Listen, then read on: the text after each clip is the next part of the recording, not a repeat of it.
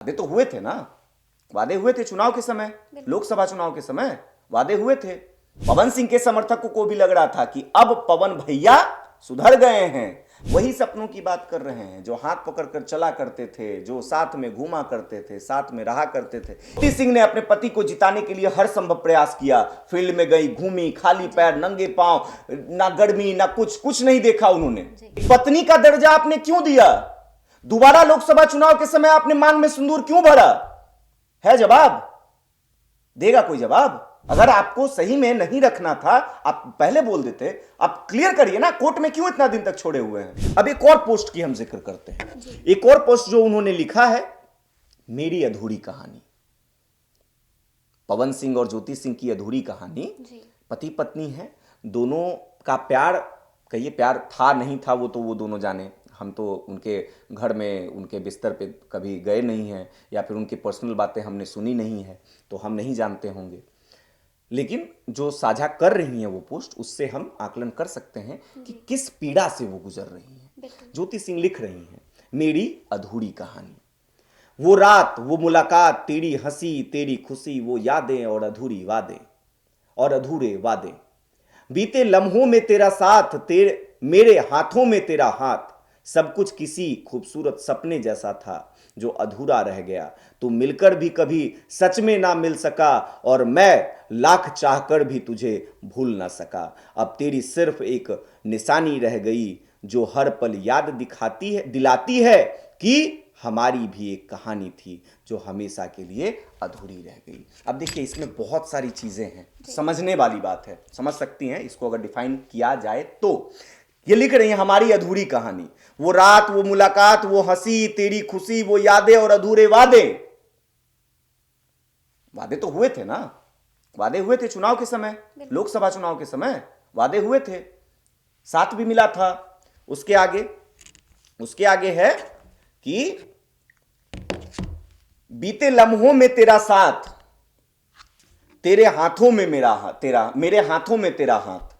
हाथ पकड़कर चल रहे थे चुनाव के समय में। गाड़ी खरीदवाया था अपनी पत्नी के लिए, गिफ्ट दिया था अपनी पत्नी को, तब जाकर लग रहा था सबको, पवन सिंह के समर्थकों को भी लग रहा था कि अब पवन भैया सुधर गए हैं। पवन भैया ज्योति भाभी को अपना लिया है। पवन भैया ने ज्योति भाभी और पवन भैया का मतलब दोनों एक हो गए हैं, दोनों का मैटर सुलझ गया है। लेकिन एक बार फिर से झटका मिल जाता है ज्योति सिंह को। एक पत्नी, एक बेटी, एक लड़की कब कितने दर दर के ठोकरे खाने के बाद भी कितना खाएगी भाई, कितना दर दर ठोकरे खाएगी। अब वो भावनाएं निकल रही हैं और वही वो लिख रही हैं। वही सब कुछ तेरी खूबसूरत सपनों, सब कुछ किसी खूबसूरत सपने जैसा था जो अधूरा रह गया। वही सपनों की बात कर रहे हैं जो हाथ पकड़कर चला करते थे, जो साथ में घूमा करते थे, साथ में रहा करते थे। एक बार फिर से वही हुआ जो पहले हुआ था। पहले भी पति पत्नी का संबंध होता है ना, शादी हुई थी तो बिना संबंध के तो भाई ऐसा नहीं है कि जिंदगी आगे चलती है। पति पत्नी का संबंध, उसके बाद छोड़ दिया गया, एक बेटी को छोड़ दिया गया, एक पत्नी को छोड़ दिया गया। उसके बाद क्या हुआ? एक पत्नी को छोड़ दिया गया, सड़क पर छोड़ दिया गया दर दर की ठोकरें खाने के लिए, और जब जरूरत पड़ी एक बार फिर से वही चीजें हुई। पति पत्नी का संबंध बना, लोकसभा चुनाव के समय एक ही बिस्तर में, एक ही कमरे में रहना, सोना, तमाम चीजें हुई। एक पत्नी के रूप में अपने पति का सेवा करना, तमाम चीजें ज्योति सिंह ने किया। ज्योति सिंह ने अपने पति को जिताने के लिए हर संभव प्रयास किया। फील्ड में गई, घूमी, खाली पैर, नंगे पांव, ना गर्मी ना कुछ नहीं देखा उन्होंने। पति की तबीयत खराब हो गई थी, चुनाव प्रचार करते करते पत्नी अकेले मोर्चा संभाली। उसके बाद वो लगातार पवन सिंह के लिए वोट मांगी, एक पति ने किया, लेकिन फिर से पत्नी को छोड़ दिया गया। मतलब लड़की है भाई तो कुछ भी, हाँ, मन किया तो इस्तेमाल किए, मन किया छोड़ दिए।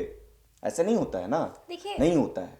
जैसे हम ज्योति सिंह का पर्सपेक्टिव जो है वो रखते आए हैं, मुझे लगता है कि पवन सिंह की भी साइड की कोई स्टोरी होगी।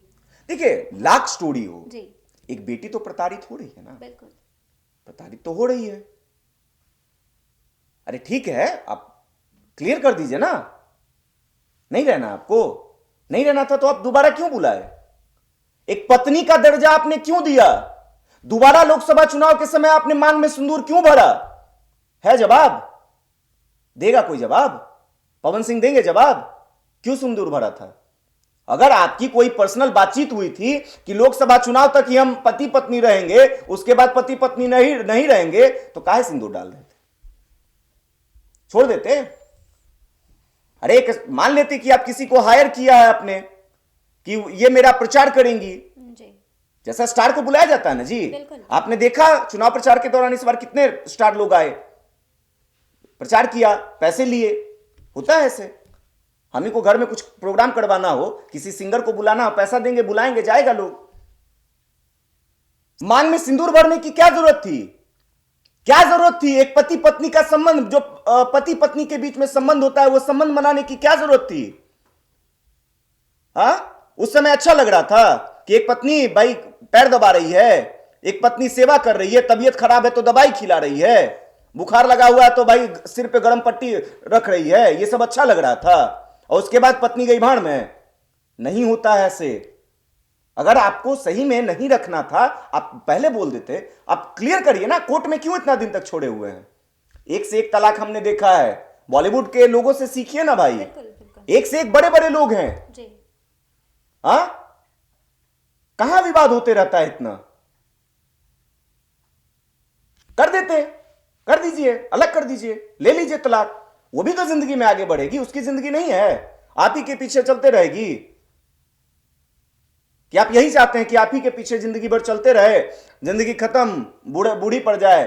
भाई क्या है, अपनी जिंदगी में क्या देखा ज्योति सिंह ने? ना अपनी पढ़ाई कंप्लीट कर पाई, ना एक पति का सुख देख पाई, ना एक मतलब सुखी संपन्न परिवार का सपना उनका पूरा हुआ, ना अभी तक बच्चे हुए हैं। क्या देखा उसने?